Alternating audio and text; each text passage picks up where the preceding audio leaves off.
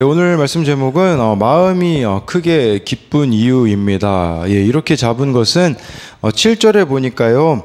하나님이 자신의 힘과 방패시니 이렇게 도움을 얻기 때문에 마음이 크게 기뻐할 수 있다라고 말해주고 있어요.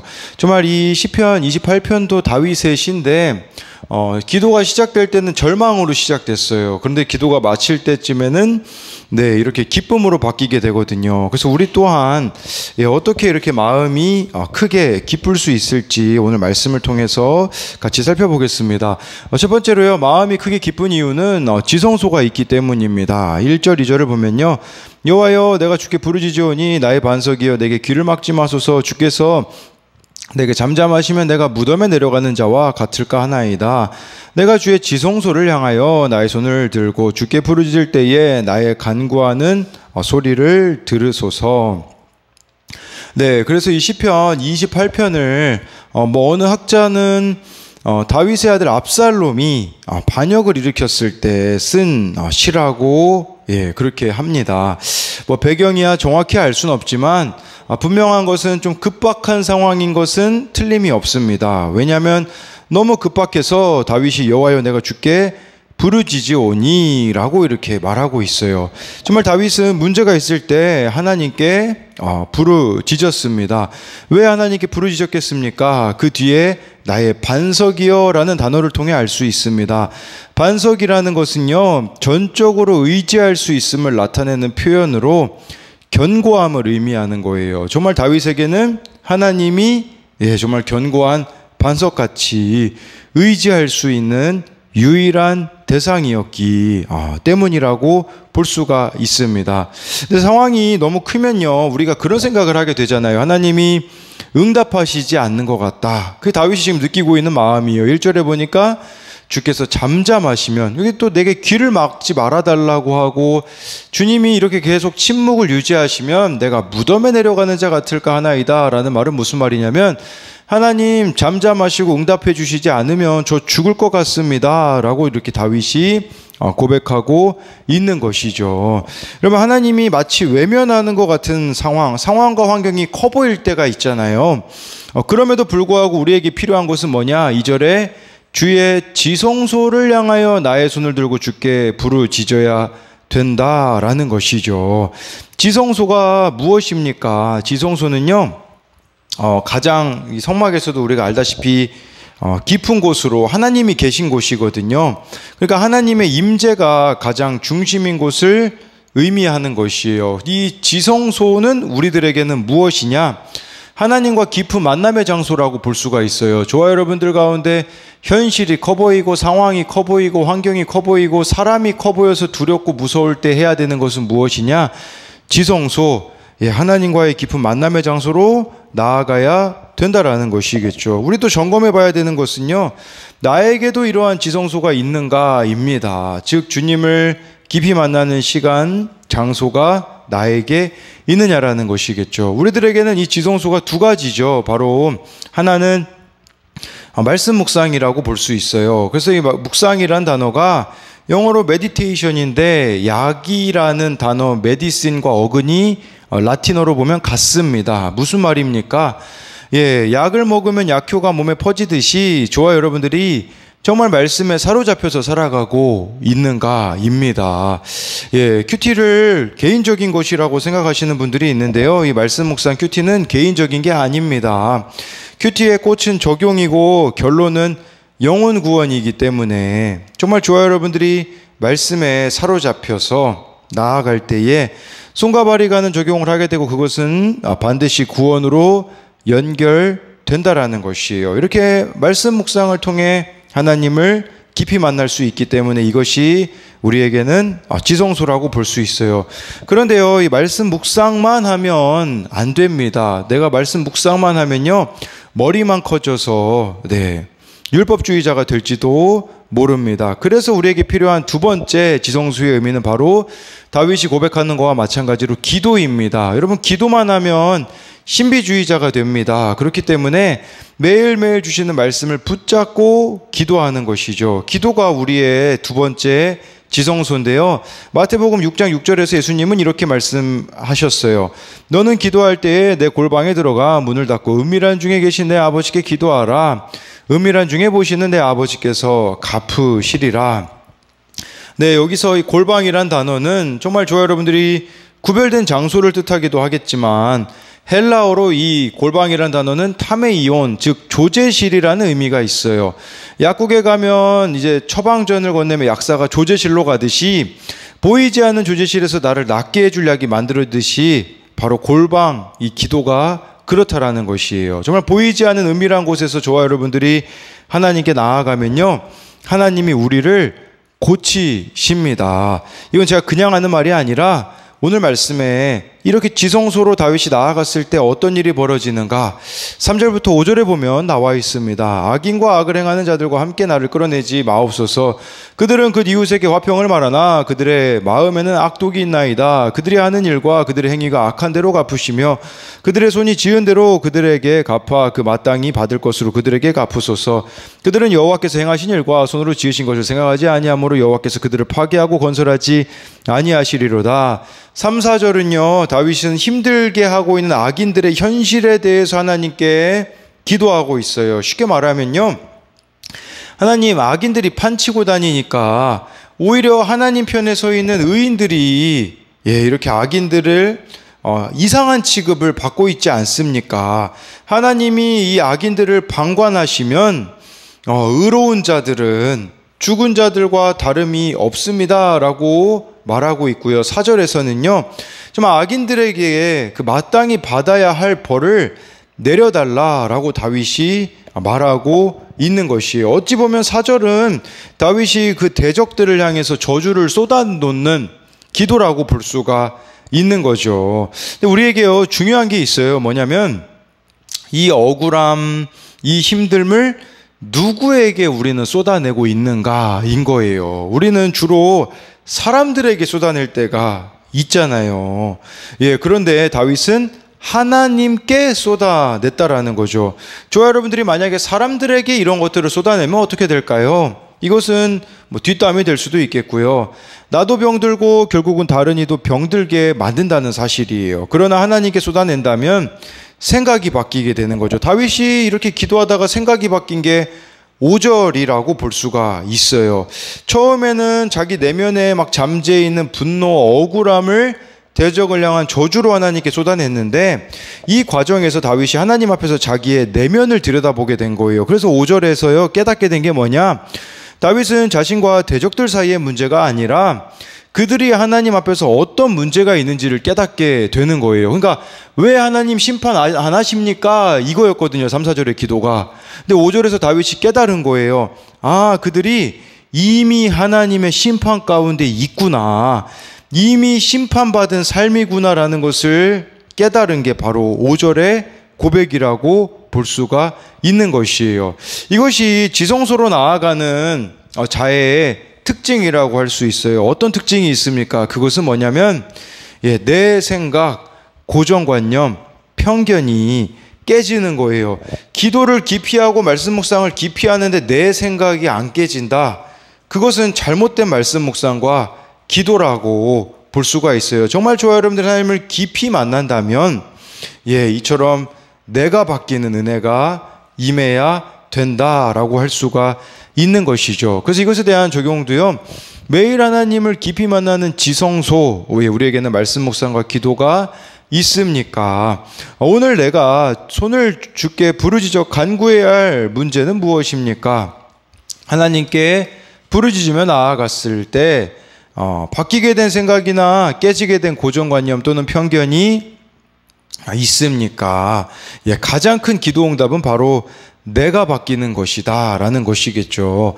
두 번째로요, 마음이 크게 기쁜 이유는 나의 구원이 공동체로 이어지기 때문입니다. 6절 7절을 보면요, 여호와를 찬송하며 내 간구하는 소리를 들으시미로다. 여호와는 나의 힘과 나의 방패시니 내 마음이 그를 의지하여 도움을 얻었도다. 그러므로 내 마음이 크게 기뻐하며 내 노래로 그를 찬송하리로다.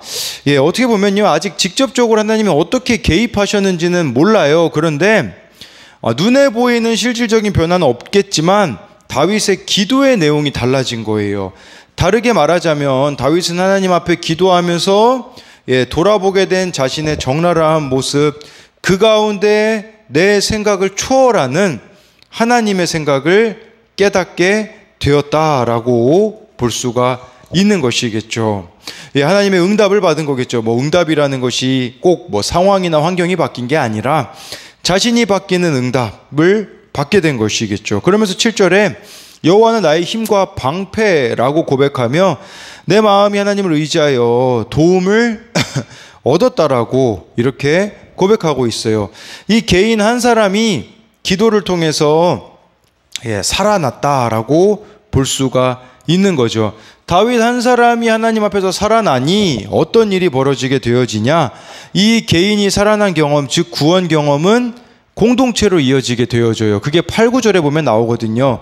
여호와는 그들의 힘이시요 그의 기름 부음 받은 자의 구원의 요새시로다.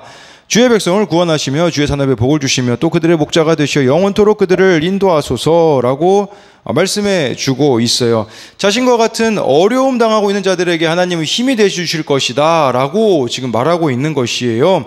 근데 여기 8절에 그의 기름 부음 받은 자의 구원의 요새시다. 이게 여러 가지 의미가 있는데요. 이건 제 개인적인 해석인데 좀 그렇게 다가오더라고요. 이 기름 부음 받을 때 구약에서는 세 사람한테 기름 부음을 이렇게 했거든요. 기름을 부었거든요.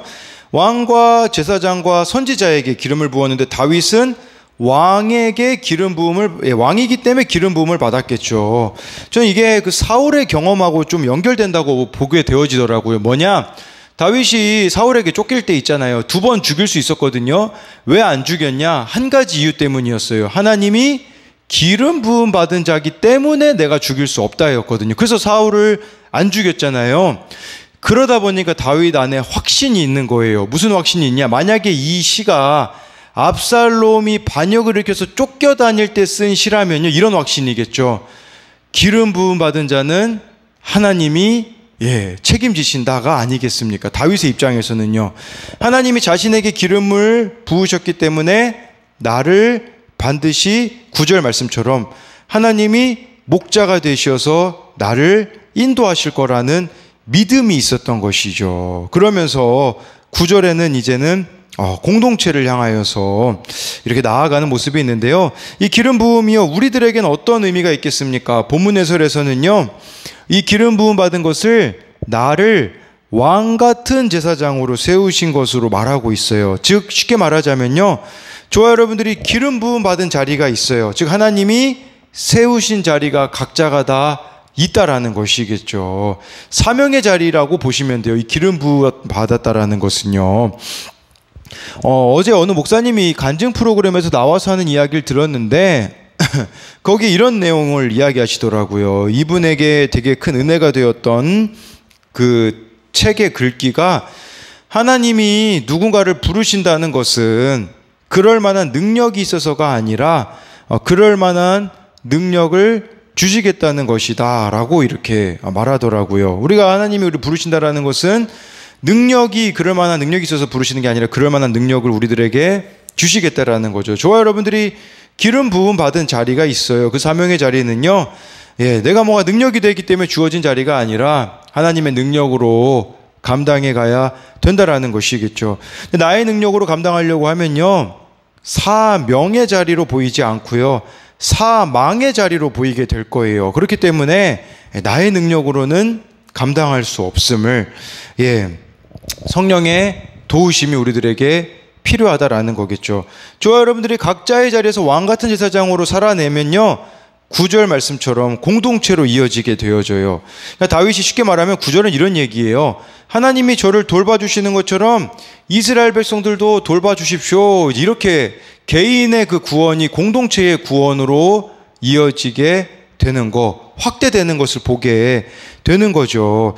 이게 묵상 간증에 보면 잘 이렇게 설명이 돼 있더라고요. 공동체와 함께 부르짖는 기도에 보면요, 몇 달 전 작은 아들 오른쪽 가슴에서 멍든 것처럼 보인 단단한 덩어리를 발견하게 됐대요.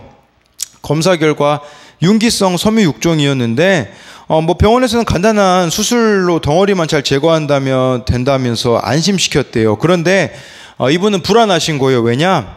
10년 전에 큰아들이 뇌종양으로 하늘나라에 갔기 때문에 이 작은 아들도 잘못되면 어떨까 이런 두려움이 몰려왔다고 합니다.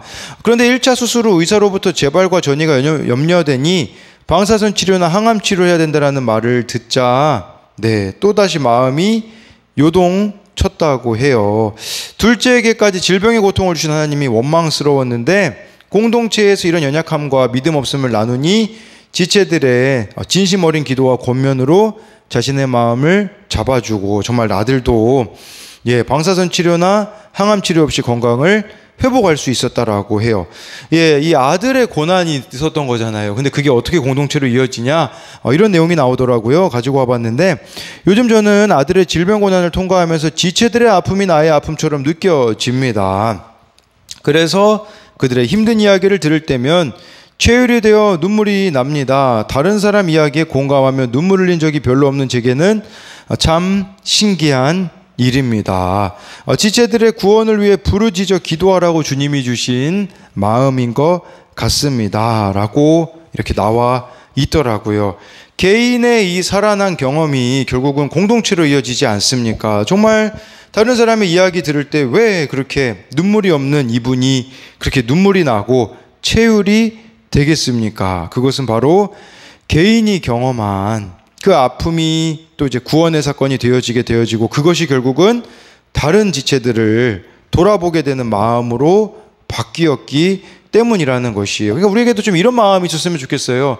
내가 당하는 어려움은 그냥 어려움이 아니다라는 걸 좀 아셨으면 좋겠어요. 이것이 공동체에서 쓰여질 날이 올 거라는 것을 저와 여러분들이 이렇게 생각하시면서 나의 이 구원 경험, 나의 이런 살아난 간증을 공동체와 함께 나누게 되어지는 그런 은혜가 있기를 소망합니다. 그래서 이것에 대한 적용 질문은요. 주님이 나를 기름 부음 받은 자로 세우신 사명의 자리는 어디입니까? 나의 개인적인 구원 경험이 공동체로 이어진 적이 있습니까? 기도하겠습니다. 살아계신 하나님, 다윗이 정말 하나님이 침묵하시는 것 같이 상황이 너무 커 보이고 환경이 너무 커 보이고 사람들이 너무 커 보였을 때에 그럼에도 불구하고 지성소를 향하여 나의 손을 듣고 주께 부르짖는다라는 고백이 나옵니다. 우리가 힘들 때 제일 먼저 외면하는 것이 주님과의 관계인데 하나님 정말 힘들면 힘들수록 더욱더 지성소 앞에 나아가기 원합니다. 더욱더 깊은 말씀 묵상과 기도로 나아감으로써 하나님 다윗이 누리게 된 그 경험은 상황은 바뀌지 않았지만 환경은 바뀌지 않았지만 자기 자신이 바뀌는 은혜가 있는 것처럼 하나님 우리 자신이 바뀌어지는 은혜가 있기 원합니다. 하나님이 내게 기름 부으신 자리가 있습니다. 감당해야 될 사명의 자리가 있습니다.